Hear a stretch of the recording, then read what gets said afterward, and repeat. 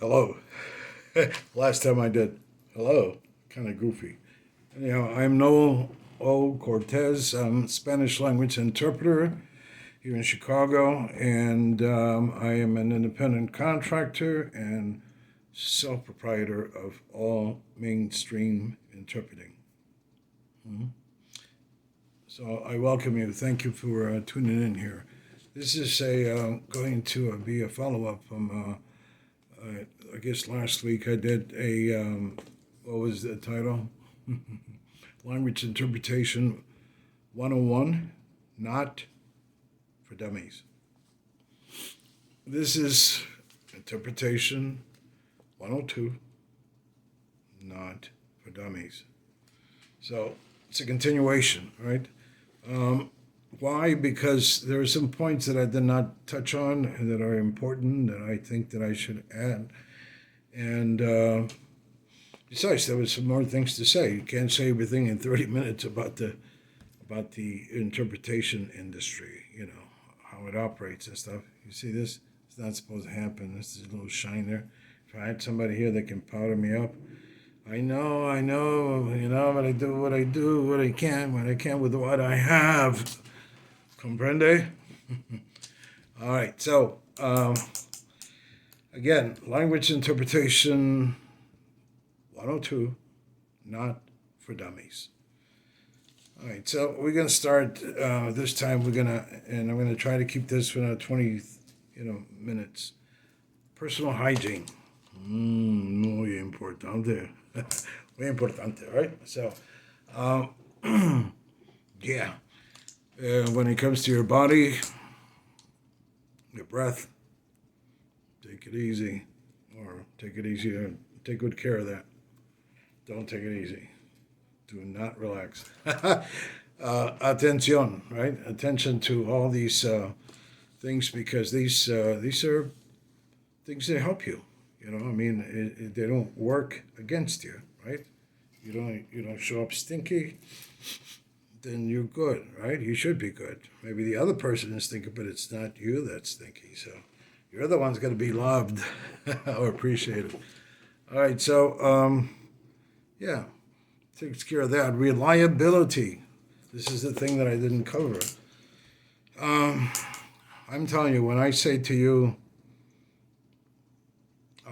that I haven't done a no-show, except for one time that I remember. That was because miscommunication. I was in Waukegan, and the thing was going to happen in Joliet. So imagine that. That's about 100 miles. And so, yeah, you know. But you know what? My client knew that I was very reliable. I had never, ever done something like that before. And he had been dealing with me for at least 5 years, or maybe 7 by then.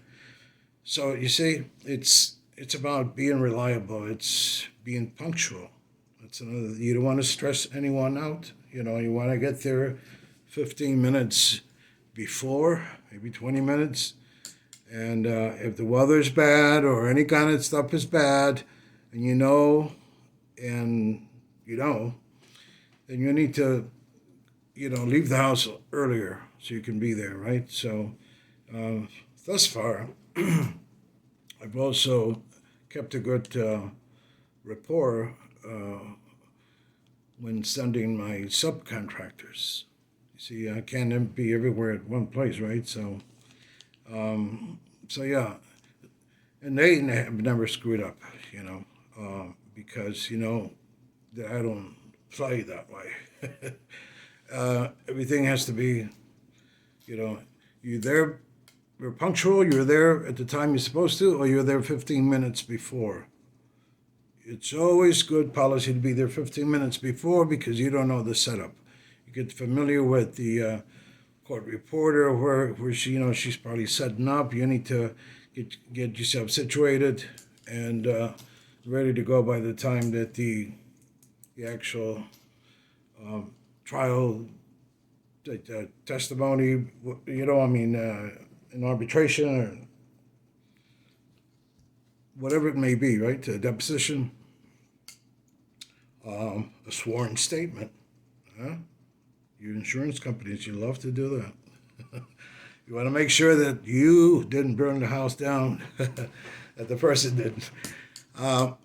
But yeah, so it's very involved, these kind of things, especially a sworn statement, because you want to get everything right? But that's going into memory and that's not where we at right now. And I covered that the last time. Reliability, punctual. The other thing is consistency. My God, man, without consistency, it's like you like to go to a restaurant and you say, today was good, and not so good today, and I brought some friends and I paid for them and whatever, and this is ridiculous because they make me look ridiculous. All right? I like that word. Well, yeah, I was going to wear a tie, but I decided to wear a bandana because I want to show that I am one of those that follow protocol. I do give a shit. I'm sorry, strike that. I do care. I do. I love myself, and I'm not going to harm anybody deliberately because I'm stupid. Because sometimes it just goes beyond. And this is the alternative one, right? If you don't like that in court, well, I'll use that, huh? Looks like somebody's thong, or no, not too big. It's too big for a thong. That's way too big. Anyhow, so yeah, I wear this. Took the tie off. You say this is choking me. I need to be relaxed. I'm here on my own time, right? All right, so let's move on. Speech. We covered speech impediment. I had a speech impediment. Trust me. And there's an article there on my LinkedIn profile under articles, and you probably can read that if you want to take the time. It's not a lengthy thing. It's I think it's called From Speech Impediment to Unlimited Roles. See, that's when I started doing voiceover and well, I did different industrials and things like that, so I was all involved in all that. And then of course, the print model thing, well, look at me, no, just kidding, I'm a very modest person.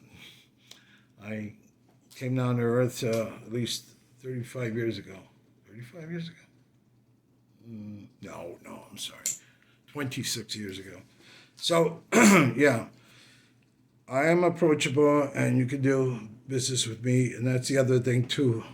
Being reliable is also being responsible. You're responsible, then you're reliable. It all goes hand in hand, right? Because you're not going to upset anybody, and you don't want to create tension or any anxiety or anything with anyone. You just want to go there and do your work.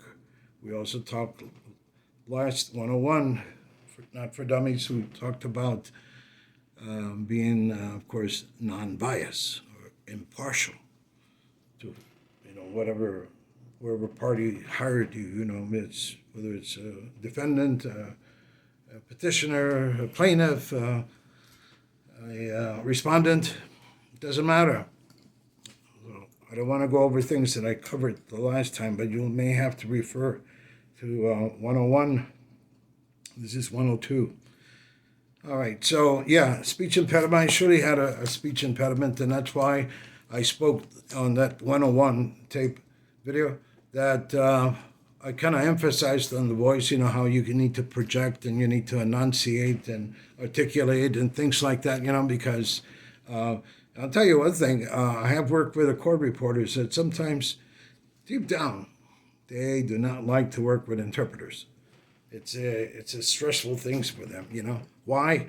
Because they already planted in their mind, and I've seen it and I've witnessed this, and I've been victim of it, where, they didn't tell me there was going to be an interpreter. What does that mean? That makes me feel, I don't know, not uncomfortable. So all I can say is, don't worry, I'll make it pleasant for you. I'll make it, it's going to be good. It's going to be fine. And so to comfort them a little.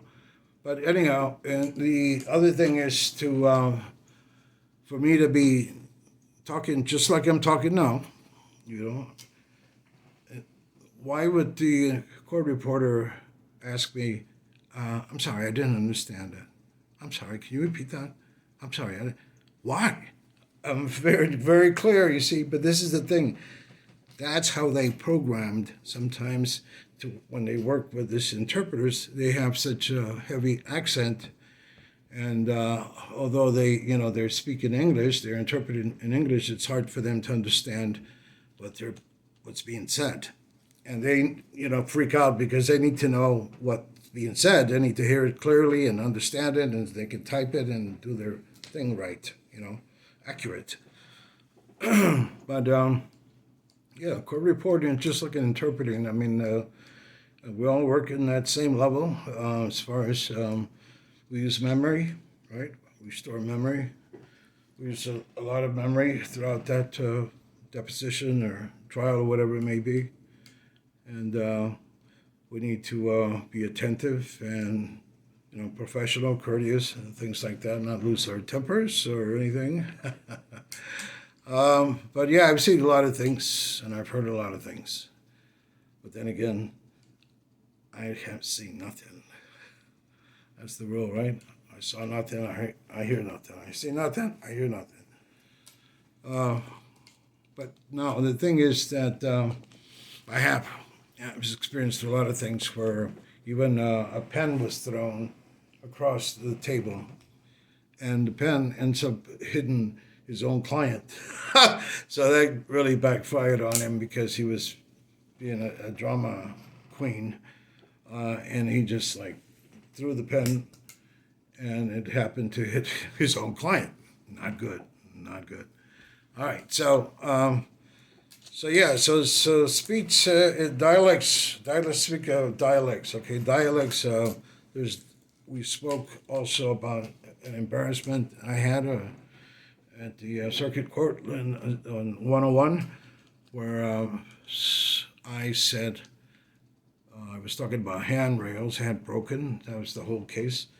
And the person fallen and injured, right? So, barandales.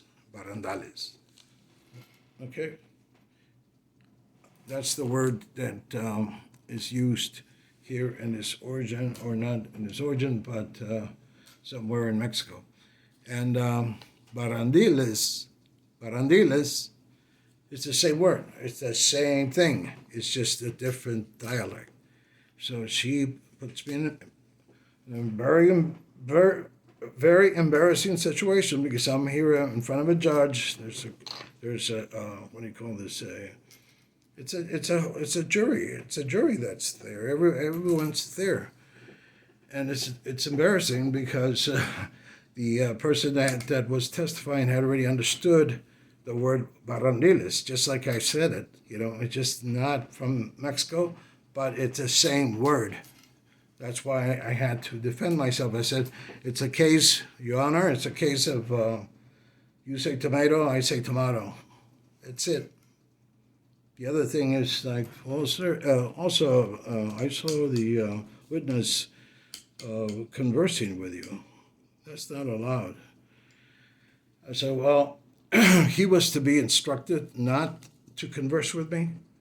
And then I finally got a smile out of him, and he took a few steps forward, and he says, well, I'll give you that, Mr. Cortez. Yes, I did fail to do that. And, all right, well, let's keep it clear. So we worked all the way to 5:30. But I could have been right there released, embarrassed, insulted, disgraced. And she, the monitor one, the secretary, the one that spit the venom, she was like a beautiful, red, delicious apple.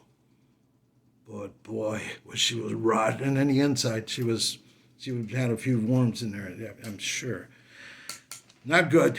So I usually advise these attorneys not to do that, not to take a monitor, a regular secretary that doesn't know any dialects except for hers and her country and her neighborhood. Punto. Huh? Point made. That's it. That's why the other dialect is no, that's not right. I had the same thing in another deposition. It was about, 12, 14 attorneys in this ridiculous person that was there. She was an interpreter. She was monitoring me, but she was from Mexico, and she said I said this wrong. I said, you know what? I knew this would happen. I told you, Consul, that this was not a good idea for her to be here. And I said, you know what? I had my Google thing. I said, let's go there now. Let's look up this word. Sure enough, they said, well, that's right. Mr. Cortez had it right. There you go. You see? But it's a dialect thing. And there's just moments that are, wow, because you're put in a situation that no one wants to be in, No one, especially one that does not deserve it. But because, they were hired as monitors, they try to make sure they find some kind of something, even if it's worthless. And they'll make a thing of it so they could feel like they got paid or they were worthy of being there. Whatever, it's not a good idea. All right, so let's move on here. Contracting. Well, yeah, contracting without agreements, right? I mean, I have been very fortunate to not to have to go and have somebody here. If you want to contract me here, you'll have to sign this agreement here. I just didn't do that. Why?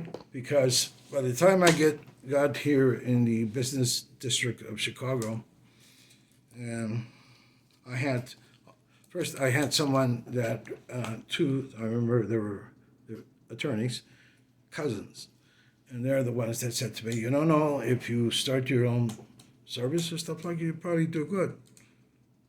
And they inspired me, and that's when I started to form Mainstream Interpreting. Okay, so, and then I started to subcontract people. And so, yeah, it went well because I still have an A+ rating with the Better Business Bureau, and I haven't screwed anybody around. That's the thing, you see. Never, a no-show, not even my people that I subcontract. And anybody make me look ridiculous or lesser than what I am? No. And that's why, because it was word of mouth, my business was built in word of mouth. So anyone that was referred to me, I don't gonna go and, hey, could you sign here because, you can't, yeah. No, I'm just gonna trust them. And that's the way gentlemen do it, right? But you have to keep your word. That's the only creepy thing. You have to keep your word. You're being trusted. Everything in good faith. I'm going to do good for you. And so I expect to get paid. And if you say 2 weeks, 2 weeks it is. I don't have a problem with that. If you say, just send me an invoice, I'll send out a check. That's common too. Send an invoice, they send me a check. But the main thing is just, the main thing is to keep the word, this way nobody gets stressed out, because money's come and go and things that sometimes, you need money's particular time, especially when you're told this will be the day when you'll receive the check. I ask them, how many days, weeks, or do you need or do you need a month? Because beyond a month, it's kind of ridiculous. Unless you got a lot of business coming from them. And it's, insurance company, that's the thing about the insurance company. God loves you. You are, my God, my bills are not that big, They haven't been that big, And yet I take like 40,000 years to get it. I'm just an old soul, and that's why I'm still living. But 40,000 years is a long time. Just exaggerating. But the thing is, it takes a long time. And 4 to 6 months, not good. If I was in the thousands, it's a different thing. But I'm not, I'm in the hundreds. Mostly of these short things that I've done for you guys. On the respondent side, defendant side. So, depends, Depends if it's IME, could be an IME. Anyhow, let's move on. So, yeah. main thing is to keep your word. I don't make anybody sign. I haven't never, and probably, you know what? And I am also very fortunate because of that.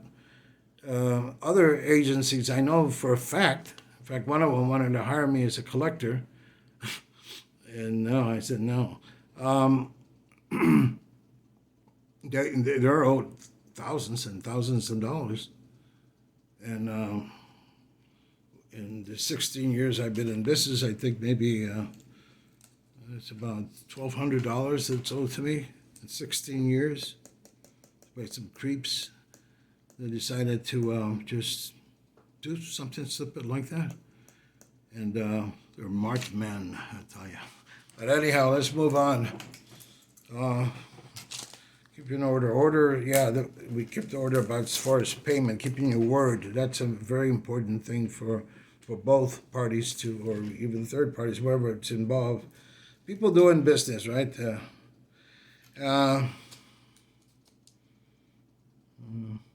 Oh yeah, the red roosters, I call them. In Spanish, they call them guanagallo. It's like, but like a Jane the Rooster or Rooster Jane or something like that. It doesn't interpret very well. It doesn't translate very well. Guanagallo means it's somebody that is the boss. They're very dominant in everything. They're in the office, and usually they end up being office managers, and that's good that they have authority and that they can. But the main thing, and you know what, I'm grateful to some of them. They were excellent to me, and I owe them so much, But hey, and then there's the other ones that are ego tripping, and they do pretty much what they want, They're not going to be consistent. Oh well, I call somebody else because they're, I don't know. Well, yeah, no, So consistency is again the best thing, to be consistent. It's like, well, let's see how he does today, like the Bears, right? Let's see how they do today. Ridiculous yesterday, but anyhow, I don't want to talk about that. I last year I was very involved with, and I almost had a heart attack, and I get too emotional with that. Heart attack, and that the body, the upper extremity is kind of freezing on me, just out of. But anyhow, so yeah, so those in-house politics, I call it. Sometimes these secretaries or office managers, depending on what the communication and what type of relationship you have with them or you establish with them, if any, because sometimes, I usually deal with the attorneys face to face. They know me, I know them, they know how I work, they know a hell of a lot more than anybody at the office would, right? So, so I think it's wrong when you start allowing them to conduct, or not to conduct, but to just to intervene in our business, affair. It's not just because they don't know me. They don't know anything about me. They don't know my virtues. They don't know my qualities. They don't know anything that's any good about me, right? They just say, I don't like him or something, So that's going to a personal level, and it's like, it's like I said to one, I said, hey, wait a minute. I said, I'm not your husband. I'm not your boyfriend. I'm not your lover. I said, what's your tone of voice? Do not talk to me like that, So that's, but you got to get them straight, and then you gain respect. Some other ones are going to freak out because it's like everybody's wrong, they're right, and I don't want to deal with it either way. So I prefer to, my clients to be on top of things as far as, how their secretaries, and I've lost accounts because of something like that. You see, that's why I talk about it. And I think I might have to do 103 because I'm going to talk about a series of unfortunate events that took place that are bad business things, and not my fault. And I'll explain that. It's not because no, I've conducted myself the way I have, and I've gained respect. And again, otherwise I'd probably be owed a lot of money. And $1,200 for 16 years, it's phenomenal. And these other people want to pay me 2% for a collection. I say, are you kidding me? Get out of here. All right, so yeah, different fields of litigation. Again, we got the personal injury, we got workman's comp. And hello, I love you very much, and thank you. And what else? I try to stay away from family law and divorce court. Trust me, it's a borderline criminal there, and I do not like to deal with any of that. And I'll tell you some stories about that. On my next, on the language interpretation 103, not for dummies. And so, and then we have sworn statements, again, on the insurance things, and we got IMEs, independent medical evaluations. I've won trillions of those, done trillions of trials and arbitrations for everybody, for everything. Even we got asylum, A lot of Argentinians and people like Venezuelans come around now. When I was mostly involved with mostly Colombians. And again, it's because most of the dialect that I learned in Spanish, Castilian, el Castellano, was in South America. So I covered that ground. And of course, Mexico, I already was familiar with this, orale way. I was familiar with the Mexican Spanish, because the Mexican Spanish is Castilian and indigenous as one. They blended. And other South America, Central America, they were not allowed to do that. Castilian, Quechua, or whatever other, that's separate. But do not mix one thing with the other, and that's renowned in Mexico for that, So, and of course, you got the higher class people who are super educated, and they travel all over the world and stuff like that, and they know better than to talk stupid, or Spanglish or anything like that. All right. So different fields of litigation. Yeah. So. So yeah, this is going to be it for today, and I want to say that there's, look, I was. I'm not going to go into it, but all I ask is for your support. Okay, if you can do a testimonial, if you're willing to, please write me a message, text me, email me, and we'll do it. And it doesn't say it's a good thing. And then recommendation, if you want to recommend me, like I said before, I'm going to say it again. ADR Systems. I've worked with some of the judges there, and I know that I did good work when I've been there. So I appreciate that as far as recommendations and things like that. And there's a lot of stuff going on in Washington. It's a time to play deaf and dumb, I call it. It's time for a lot of them to say, "Oh, I didn't see it coming." And so deaf and dumb, naive and timid. If you wrote those four things, you would not be in office, first of all. You wouldn't be in the Senate nor in the Congress or anywhere like that, not even near. So, with that, I wish us well as a whole, right? And here in Illinois, I know we have the positivity rate down again, about 8.5 or something like that, and it's surely appreciated, So I thank you for listening, and I think I've gone into about to go into 30 minutes, and that's it. So thank you so much for being who you've been with me. I surely appreciate that, the respect and the courtesy I've received. In fact, my name, Cortez, means courteous. Right? So I can change my name to Noel Courteous. But no, Cortez is a gentleman. It's another interpretation or translation for Cortez is caballero. Un caballero. Un buen caballero, right? A good gentleman. All right, so very good. Thank you again. May God be with us all, and God bless America.